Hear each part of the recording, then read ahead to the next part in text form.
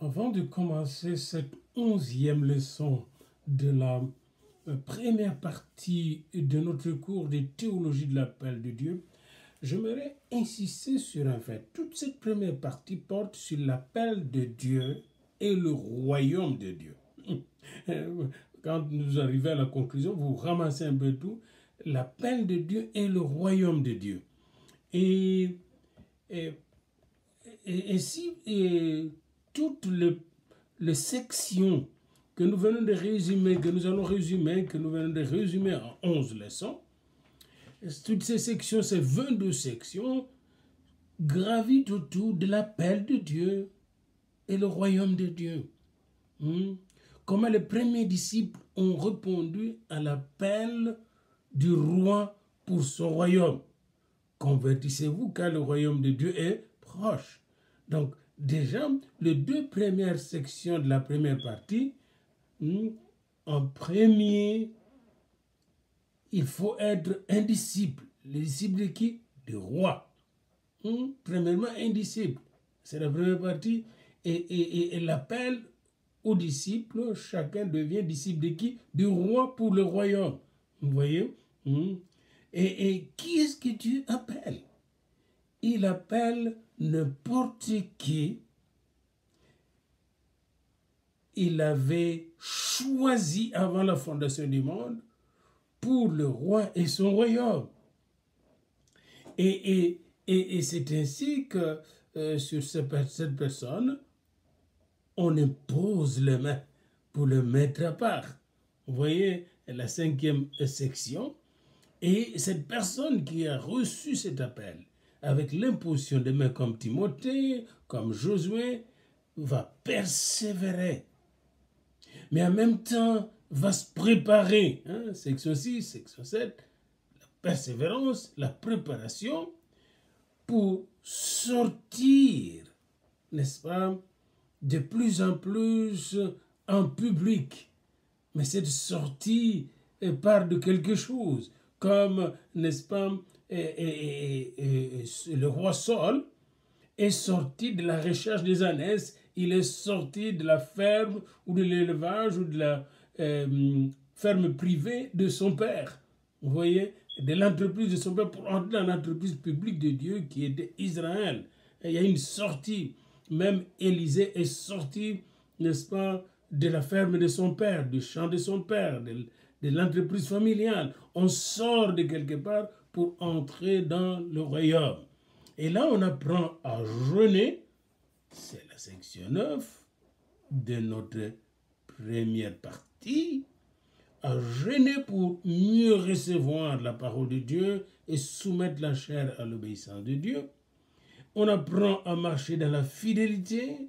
10e section. À résister aux tentations, à vaincre le découragement et la solitude, section 12, section 13, à bien gérer notre temps par rapport au royaume, et section 14 de notre syllabus, et nous gérons ce temps en fonction de notre destinée, la destinée, section 15, et notre destinée est liée à l'histoire du royaume, l'histoire du royaume de Dieu depuis Abraham, sur cette terre, royaume qui existe avant, vous voyez, avant la création du monde, parce que le roi existe avec son royaume avant la création du monde, et nous aspirons vers la gloire du royaume, section 17, la venue du roi en tant que bienheureux du royaume, section 18, 19. Maintenant, nous allons voir 3 sections ensemble dans cette leçon.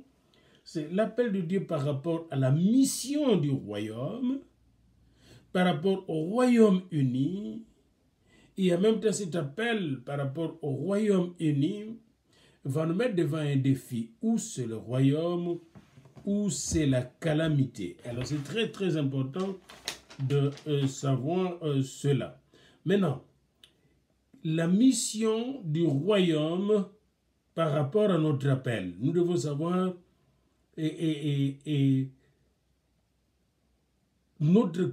notre appel a du sens seulement par rapport à la mission du royaume. Mais quelle est cette mission du royaume?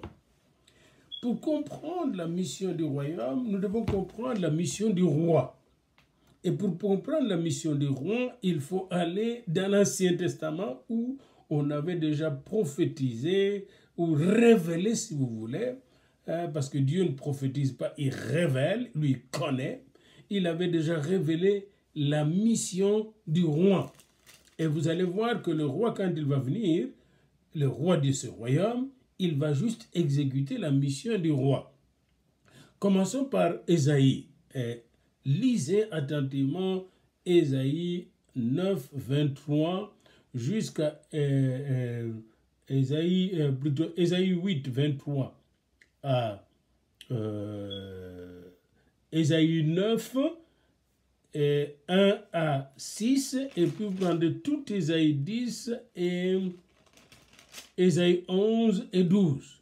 Mais ici, nous allons juste nous limiter à Ésaïe 8, 23, Ésaïe 9, 1 à 6, Ésaïe 11 et Ésaïe 12. Vous allez voir là la mission du roi, et dans Jean, nous allons voir comment le roi a dit, puisque le Père m'a envoyé, moi aussi je vous envoie.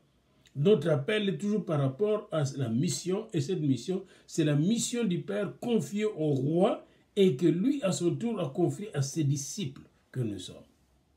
C'est bon comme ça? Alors, revenons maintenant à la mission du roi. Dans Ésaïe 8, verset 23, il est dit « Mais les ténèbres ne régneront pas toujours sur la terre, où il y a maintenant des angoisses.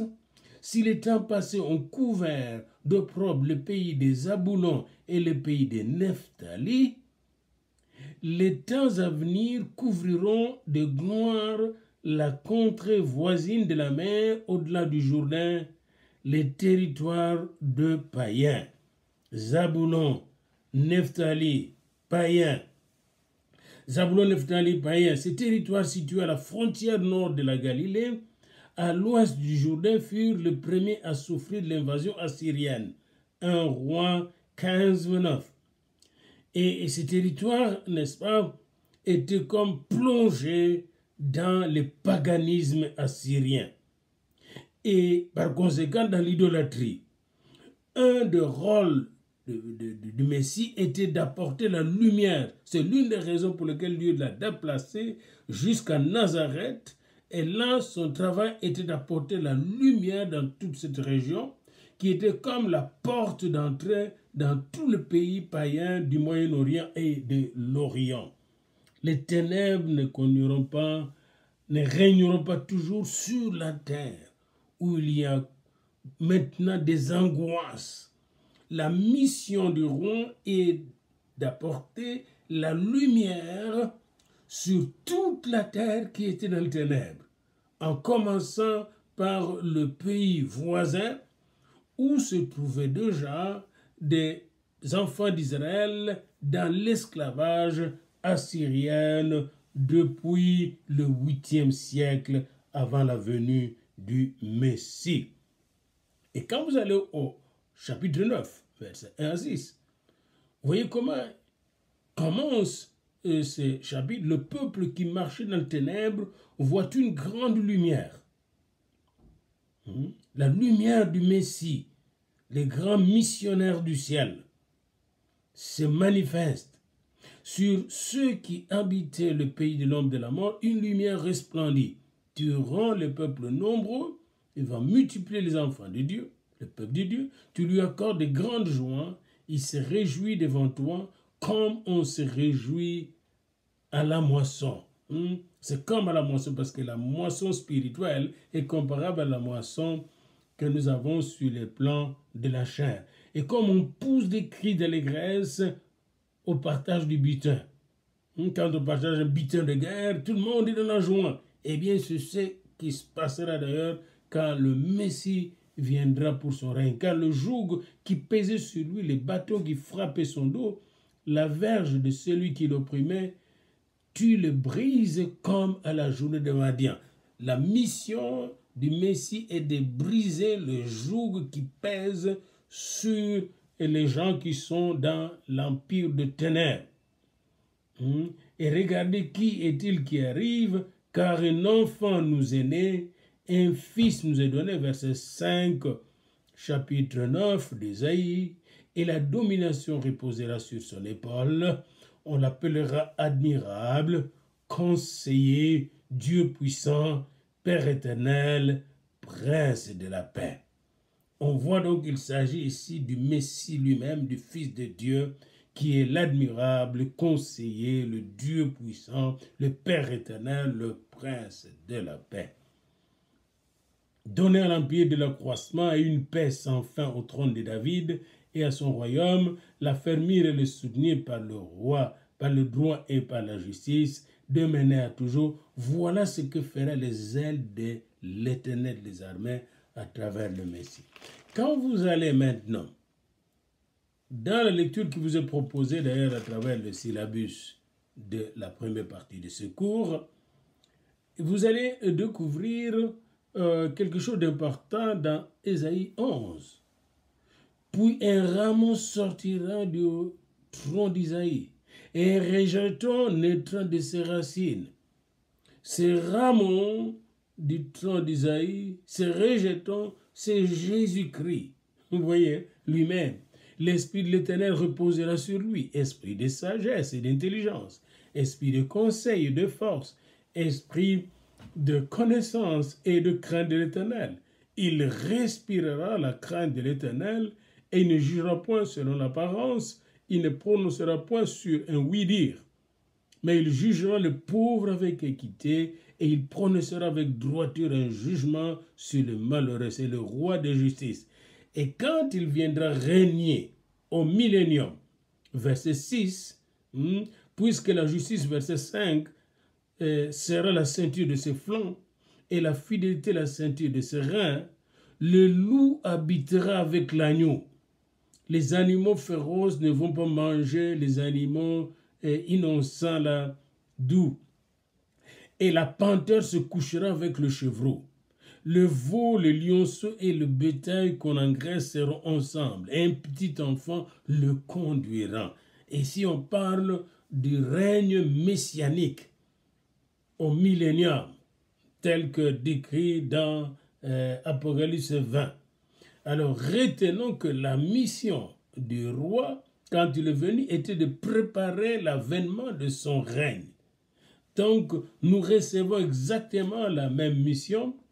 Et c'est pourquoi, d'ailleurs, Dieu nous a délivrés. Et vous voyez, Israël chantait déjà cela dans Ésaïe 12, parce que les restes d'Israël, la descendance de David, il y aura un reste de cette descendance d'Isaïe qui sera délivré et qui va constituer la prémisse, pour ainsi dire, des peuples sauvés par Dieu, la prémisse des nations sauvées par Dieu. Et il est bien dit, voici Dieu est ma délivrance, Isaïe 12, 2. Je serai plein de confiance, je ne craindrai rien car l'Éternel est ma force, car l'Éternel est ma force, et le sujet de mes louanges, c'est lui qui m'a sauvé. Vous puiserez de l'eau avec joie aux sources du salut. Et ça nous rappelle ce que Jésus dit dans Jean 7, 37, celui qui vient à moi, des fleuves d'eau vive couleront de son sein, de son cœur. Cette eau et de la vie qui jaillit, n'est-ce pas, de cœur de croyants, des disciples de Jésus, nous aide maintenant d'ailleurs à faire la mission du Seigneur, car il est dit clairement dans Jean, lors de sa première apparition aux disciples, puisque le Père m'a envoyé, moi aussi je vous envoie. Alors, retenez le 6e verset d'Ésaïe 9. Retenez cela, le verset 6. Donnez à l'empire de l'accroissement et une paix sans fin au trône de David et à son royaume. L'affermir et le soutenir par le droit et par la justice, démener à toujours. Voilà ce que fera le zèle de l'Éternel des armées. Quand l'Éternel des armées va donner à Jésus l'autorisation de venir établir l'empire millénaire, il va donner à l'empire de l'accroissement, de l'extension dans le monde entier, et une paix sans fin au trône de David et à son royaume. Il va l'affermir et le soutenir par le droit et la justice. Il n'y aura pas d'injustice dans le monde. Dès maintenant toujours, voilà ce que fera les aides de l'Éternel. Ésaïe 9, 6, retenez-le. Parce que c'est important que nous sommes appelés exactement à la même mission. Souvent, on n'a pas le contenu de cette mission. Vous voyez? Et cette mission est la même mission qui est confiée à l'Église dans laquelle vous êtes. C'est très important de le savoir. Vous n'êtes pas appelé à faire ce que vous voulez, vous êtes appelé à faire ce que le Seigneur veut et a déjà planifié.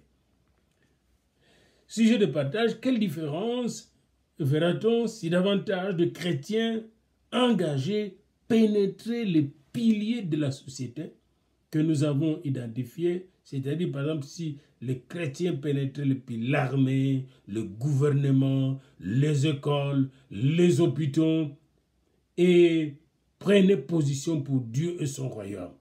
Voyez-vous, aujourd'hui, c'est que j'aime beaucoup quand vous regardez les musulmans, les homosexuels, les lesbiennes, ils prennent position pour leur cause. Et ils n'ont pas honte. J'ai remercié Dieu parce qu'il n'y a pas longtemps, les gens de Provis se sont réveillés au Canada quand ils ont remarqué comment on poussait Andrew Scheer, qui est actuellement dans cette année 2020, le candidat du Parti conservateur au niveau national. Tout le monde lui posait des questions, le NDP, le parti de gauche, le Bloc québécois, le Parti libéral, s'il était pour l'avortement, oui ou non. Et dès qu'il avait répondu qu'il était contre l'avortement, mais que chacun doit regarder quelle est la loi qui est votée par la majorité, mais que lui, personnellement, il était pro-vie parce qu'on ne peut pas tuer les petits bébés. Tout le monde s'est déchargé contre lui. Vous voyez, ils ne tolèrent même pas la différence, ces gens-là. D'où nous autres aussi, nous devons nous engager totalement pour le royaume. Et c'est très important, et prendre position pour le royaume, parce que le royaume arrive. Le royaume est objectivement le but ultime que va atteindre le monde entier. Le monde entier. Et ceux qui sont contre le roi des rois, et ceux qui sont pour le roi des rois, un jour, on arrivera au même but. Les uns, c'est-à-dire ceux qui suivent le roi des rois, vont entrer dans le royaume pour la vie éternelle, pour la joie éternelle, la paix éternelle, et les autres vont être jugés et jetés dans le lac de feu pour le jugement et la condamnation éternelle. Voyez-vous? Mais le but sera le même. Nous allons atteindre un jour le but. Nous serons devant le roi des rois.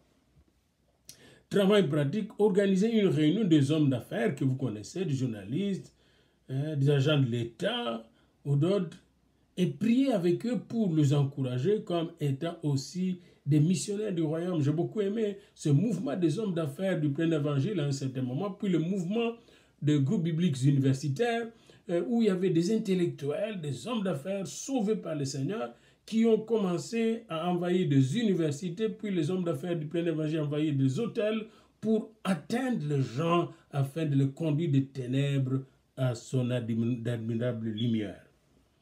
Et méditer aussi dans Proverbes au chapitre 11, les versets 10 à 11, qui dit ce qui suit: quand les justes sont heureux, la ville est dans la joie. Et quand les méchants périssent, on pousse des cris d'allégresse. La ville s'élève par la bénédiction des hommes droits, mais elle est renversée par la bouche des méchants. Regardez l'état de nos villes aujourd'hui dans le monde.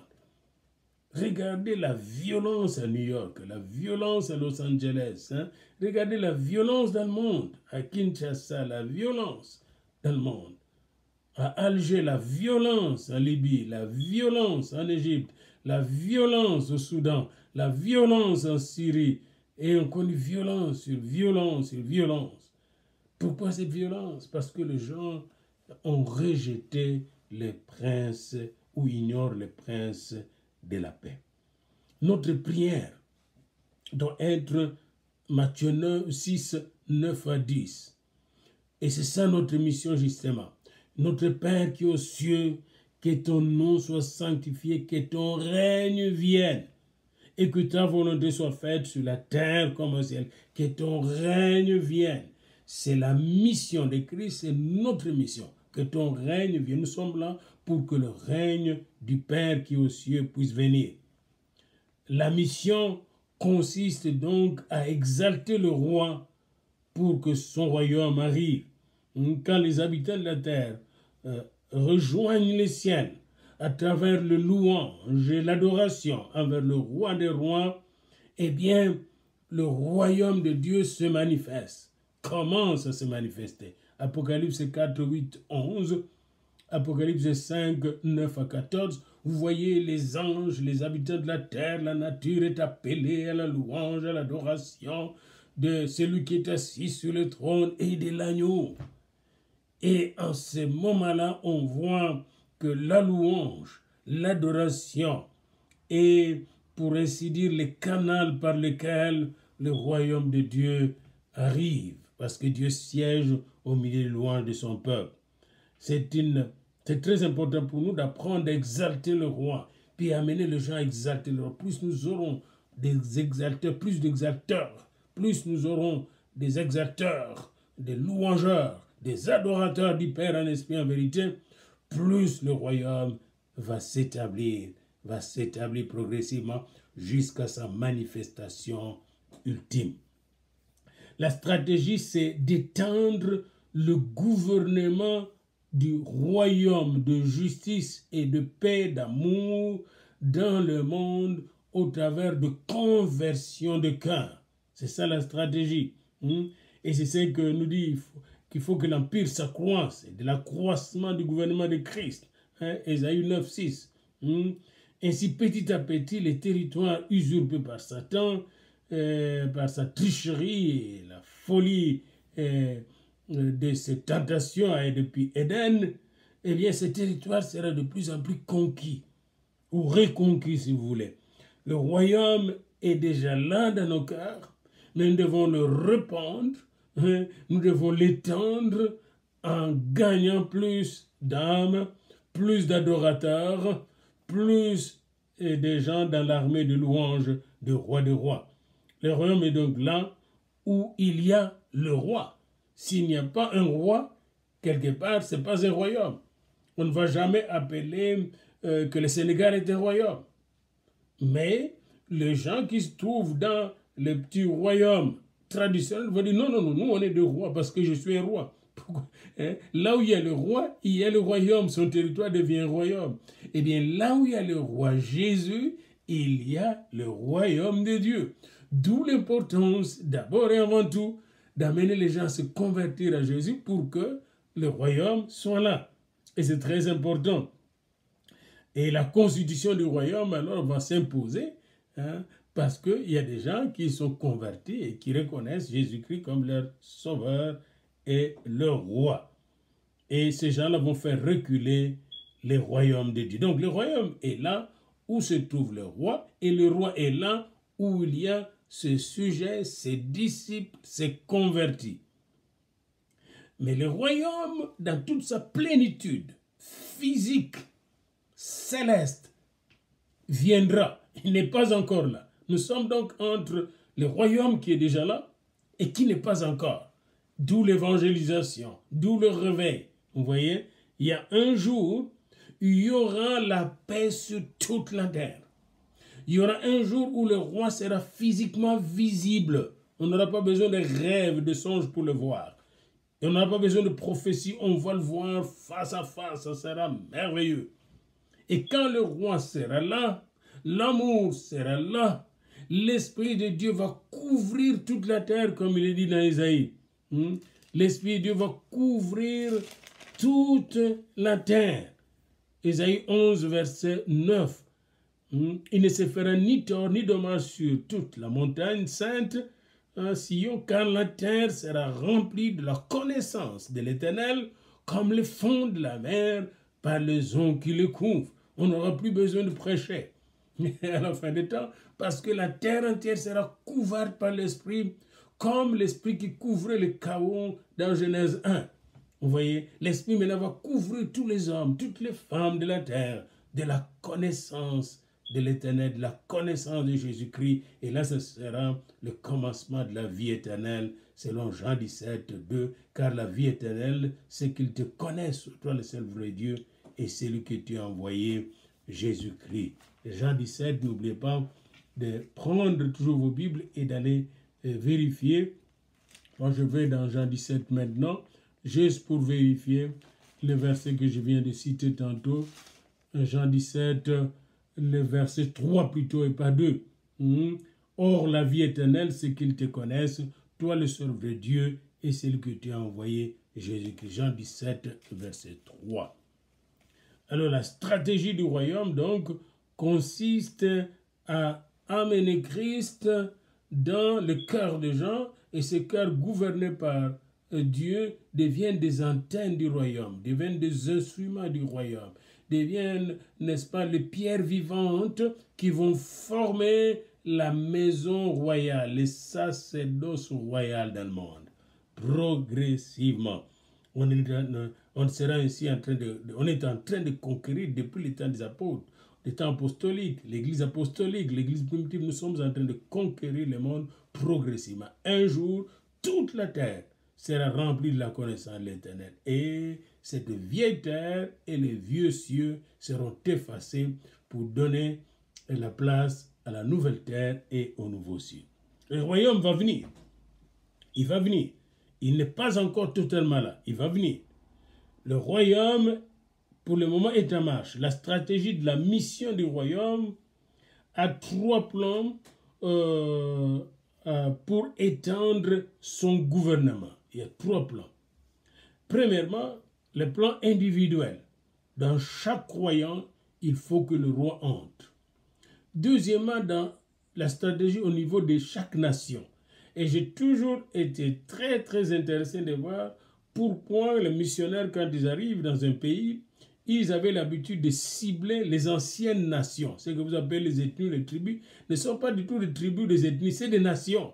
Comme le royaume Sénoufo, le royaume Wolof, le royaume Zoulou, le royaume des Azandés, le royaume Congo, le royaume Kuluba, le royaume Kuba, sont des nations. Et quand on les a tous regroupés dans ces désordres de nations, soi-disant modernes, mais de type colonial, il y a toute une confusion. On n'arrive même pas à gérer les élections là.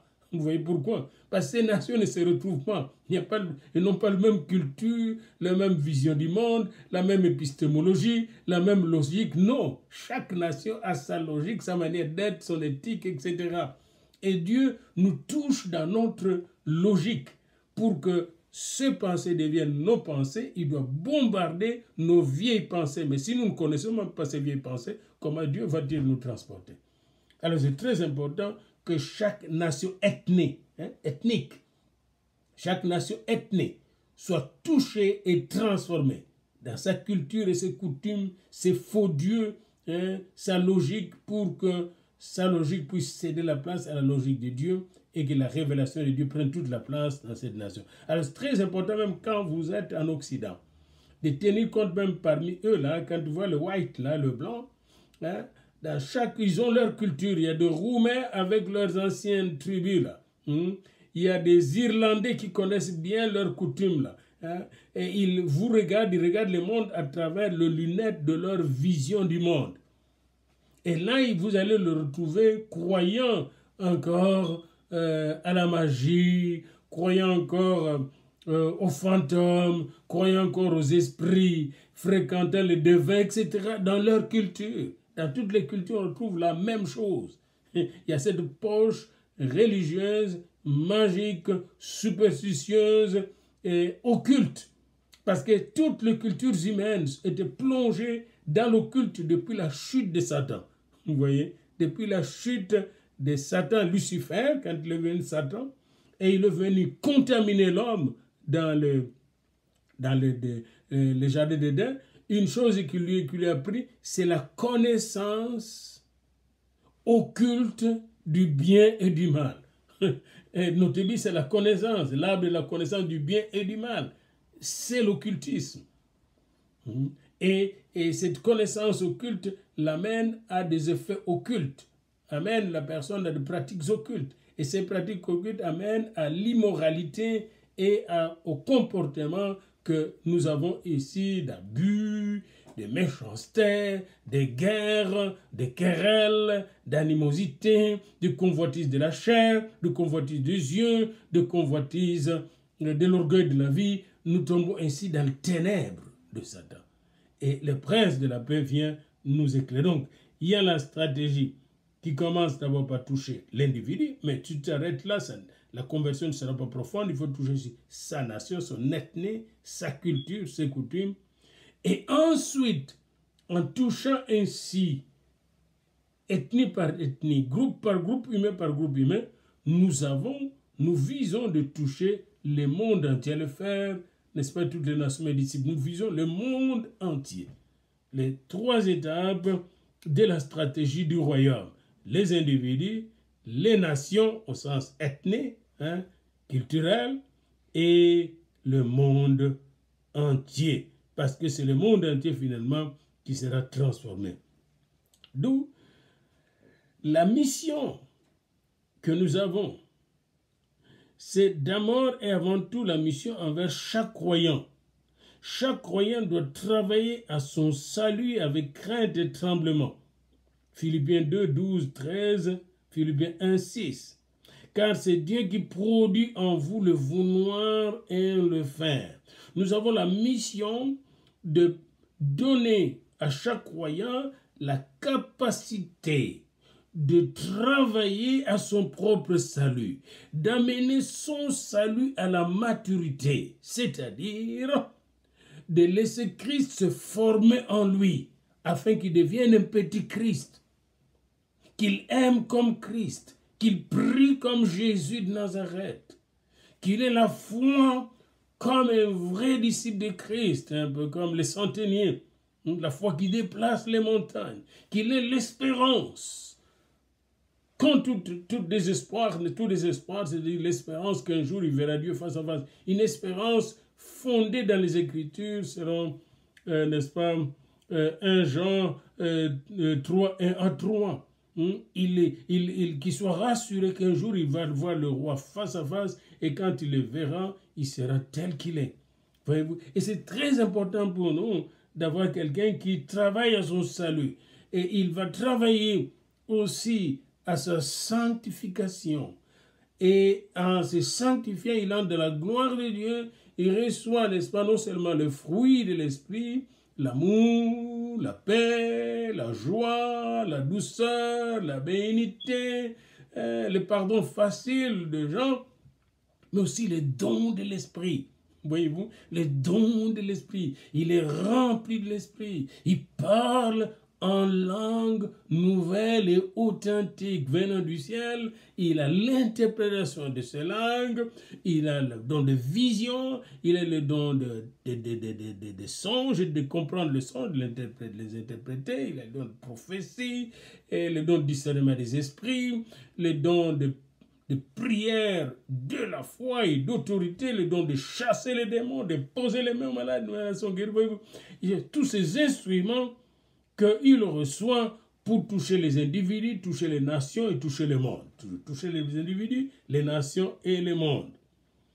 Et ainsi, la mission envers chaque croyant va se développer en mission envers chaque nation.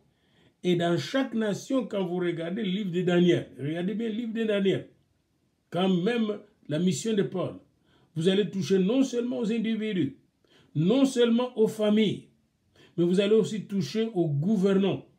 Comme savez-vous que les livres des Actes des Apôtres et Luc étaient écrits à un gouvernant, Théophile. Et un des premiers convertis de Paul et de Barnabas, quand ils étaient en mission, quand ils étaient envoyés par l'église d'Antioche, dans Acte 13, était un gouverneur. Un gouverneur.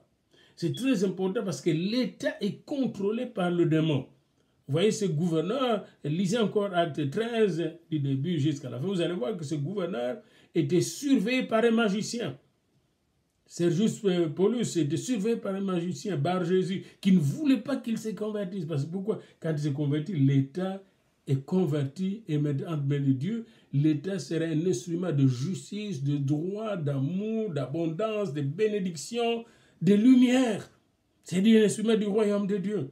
D'où Satan n'est pas idiot. Il contrôle le gouvernement, il contrôle les écoles, il va contrôler le média, il va contrôler les arts, la musique, la publicité, les religions, l'éducation, les entreprises. Et là, nous autres, nous sommes appelés, selon Matthieu 5, à être sel de la terre et lumière du monde. Matthieu 5, 13 à 16. Pourquoi nous devons être sel de la terre et lumière du monde? Pour justement toucher chaque structure. Donc ne nous cantonnons pas dans les églises, partout où vous êtes. Là vous êtes à Londres, là vous êtes en France, en Italie, au Congo, au Canada, aux États-Unis, en Roumanie, en Chine. Quand vous allez en Chine, même pour faire le commerce, comme enfant de Dieu, vous allez là d'abord et avant tout pour toucher les gens perdus.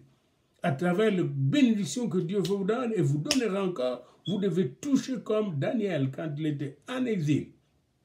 Il touchait les gens. Lydie, la commerçante, touchait les gens. Tout ce que Dieu vous donne comme instrument de travail, c'est pour pénétrer les structures privées, publiques, n'est-ce pas, éducationnelles, artistiques, médiatiques, sociales, etc., économiques, dans lesquelles se trouvent les gens chaque jour. Les gens se trouvent plus dans les entreprises qui sont en train de travailler. Et quand nous avons commencé vraiment l'évangélisation efficace, ça va commencer dans l'église, l'évangélisation. Mais ce n'est pas dans l'église. L'évangélisation commence où? Là où se trouvent les gens, dans les familles, dans les maisons, de maison à maison, dans les entreprises. Quand vous allez dans une entreprise et que vous pouvez avoir 1 heure d'aumônerie, dans une entreprise, vous avez gagné déjà 50% de victoire. Dans les aumôneries militaires, etc. C'est là qu'on va toucher les gens. Vous allez voir les gens qui sont dans le fétichisme, dans l'occultisme, dans la divination, dans plusieurs autres religions occultes, orientales, l'animisme, etc. Les druides, les cercles ésotériques que je n'aimerais pas citer ici. Vous ne pouvez pas le toucher à l'église souvent. Les gens parlent souvent à l'église contre le péché, contre le péché, mais ils ne sont pas là. Ils ne sont pas là. Il faut aller là où ils se trouvent. Et c'est pourquoi nous sommes appelés sel de la terre et lumière du monde. Notre mission est donc la mission dans le monde entier. L'appel que vous avez reçu, c'est un appel pour le monde entier. Parce qu'un jour, toute la terre sera remplie de la connaissance de l'Éternel comme les eaux couvrent, qui remplissent la mer, couvrent le fond de la mer. Vous voyez, c'est la grande commission qui revient ici. Matthieu 28, 19. Allez faire de toutes les nations ethnies. C'est le mot ethnie là. Toutes les ethnies, le groupe humain, toutes les langues. Parce que Dieu veut voir un jour toutes les langues, toutes les tribus de la terre devant, n'est-ce pas, son trône, lui rendant gloire pour toute l'éternité. Aujourd'hui, donc, à la fin de cette section, je vous demande de prier pour la Somalie. De prier pour la Somalie. Je vais arrêter ici ce cours sur la mission, l'appel de Dieu et la mission. En résumant tout simplement ce cours avec ces beaux versets qui se trouvent dans Jean au chapitre 20. Venez avec moi dans Jean au chapitre 20. Et c'est avec ça que nous allons terminer cette leçon 11. Puis dans la leçon 12, on va encore davantage approfondir l'appel de Dieu par rapport au Royaume-Uni et au défi entre le royaume et la calamité. Voici donc comment j'aimerais conclure ce cours avec Jean 20 à partir du verset 19. Le soir de ce jour, qui était le premier de la semaine, c'était le dimanche, le premier jour de la semaine. C'est l'une des raisons pour lesquelles nous prions le dimanche. J'aurai toute une leçon à vous donner. Pourquoi on ne prie pas le samedi, mais c'est le dimanche. Il y a toute une laissons là-dessus, les portes du lieu où se trouvaient les disciples de Jésus étaient fermées. On peut dire les appelés de Jésus. Alors, quand on est appelé, on doit être disciplé. Et pendant qu'on est disciplé, on est sanctifié pour être confirmé et être établi, puis envoyé afin de porter beaucoup de fruits. Ça, c'est encore notre point à dire. Pendant que les appelés étaient enfermés dans la chambre haute, à cause de la crainte qu'ils avaient des Juifs, Jésus vint se présenter au milieu d'eux et leur dit « Shalom, la paix soit avec vous ». Et quand il eut dit cela, il leur montra sa main. Sa mission accomplie, sa main et son côté, sa mission accomplie, la mission du salut, la mission de la délivrance. C'est lui qui nous aime et qui nous a délivré de nos péchés par son sang précieux, par ses maîtrissures. Toutes nos maladies ont été guéries. Par sa croix, nous avons été sauvés, l'ennemi a été écrasé une fois pour toutes. Il leur montra ses mains et son côté percé, ses mains percées. Et c'est le seul chef-d'œuvre qui se trouve aujourd'hui auprès du trône de Dieu, les mains percées, les côtés percés de Jésus. Et les disciples furent dans la joie en voyant le Seigneur. Le Seigneur est ressuscité, il est vivant. Jésus leur dit, de nouveau la paix soit avec vous. Comme le Père m'a envoyé, l'appel et la mission. N'oubliez pas ça. L'appel est la mission, l'appel est le royaume. Comme le Père m'a envoyé. Voyez-vous, la théologie de l'appel et la théologie de la mission vont ensemble. La théologie de l'appel et la missiologie. Comme le Père m'a envoyé, il est l'envoyé du Père, la mission du Fils est la mission du Père, et la mission du Saint-Esprit est votre mission. Et votre onction vient justement du Saint-Esprit au nom de Jésus et dans la gloire du Père. Parce que sa mission, il donne. Alors, comme le Père m'a envoyé, il dit, moi aussi je vous envoie. Et après ces paroles, il souffla sur eux et leur dit, recevez l'Esprit. Donc, ceux qui ne vont pas en mission, on va leur donner l'Esprit. Pourquoi? Pour juste parler en langue et gesticuler, pour avoir du fan de l'église, prophétiser sur l'un sur l'autre, les mêmes gens sur lesquels on prophétise, les mêmes gens sur lesquels on impose les mains. Mais non. Le Seigneur Dieu veut que nous puissions, n'est-ce pas, devenir de prophètes des nations. Allez dans Apocalypse 10, comme dans Jérémie 1. Pourquoi Jérémie était appelé pour les nations? Pourquoi vous êtes appelés? Pourquoi Jean a été appelé? À avaler les livres, qui étaient doux dans sa bouche et amers dans ses entrailles, pour aller prophétiser à toutes les langues, à beaucoup de langues, beaucoup de tribus, beaucoup de peuples. Comme le Père m'a envoyé, moi aussi je vous envoie. Il n'y a pas d'appel sans mission. Nous sommes appelés à la mission. La théologie de l'appel de Dieu est liée à la missiologie. Et cette théologie de la mission est liée à la pneumatologie, à la théologie du Saint-Esprit. Quand le Seigneur t'envoie, avant de t'envoyer, il t'équipe. Et il dit, après ces paroles, il souffla sur eux et leur dit, recevez l'Esprit. Recevez le Saint-Esprit. Ceux à qui vous pardonnerez le péché, il leur donne l'autorité maintenant. Ceux à qui vous pardonnerez le péché, et quand vous pardonnez le péché, vous déliez quelqu'un, il est délivré même des démoniaques, parce que ce sont les démons qui viennent avec les esprits impurs, les esprits du péché. Ceux à qui vous pardonnerez le péché, ils leur seront pardonnés. Et ceux à qui vous les retiendrez, ils leur seront retenus. Voilà, ici, en quelques versets, du verset 19 au verset 23, nous retrouvons plusieurs dimensions théologiques. D'abord, nous trouvons la dimension christologique, c'est-à-dire le Christ ressuscité est vivant. Il est vivant, il est réel, la dimension christologique. Vous voyez, hein? Et qui est reçu par son peuple, son armée, ses apôtres, la dimension apostolique de notre théologie biblique. Vous voyez, à ses appelés. Et après, nous avons la dimension, n'est-ce pas, cette dimension apostolique qui vient avec la dimension de l'esprit. Et l'esprit, c'est l'esprit de mission. Puisque le Père m'a envoyé, moi aussi je vous envoie. Recevez l'esprit. La mission n'est pas séparée de l'esprit. Et votre appel est d'abord l'appel à la mission. Et c'est très important. Vous êtes appelé à la mission. De quelle mission parle-t-on? De la mission du Père.